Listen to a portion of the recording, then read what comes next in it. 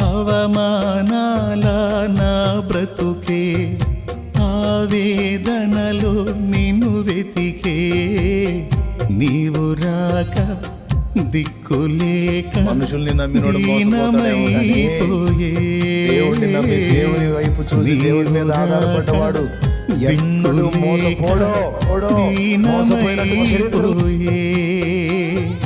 నా కోసం నువ్వు వస్తావని నా ఆర్తధ్వని వింటావని నా కోసం నువ్వు వస్తావని నా ఆర్తధ్వని వింటావని ఎదురు చూస్తున్నాను నిదుర కాస్తున్నాను ఎదురు చూస్తున్నాను నిదుర కాస్తున్నా.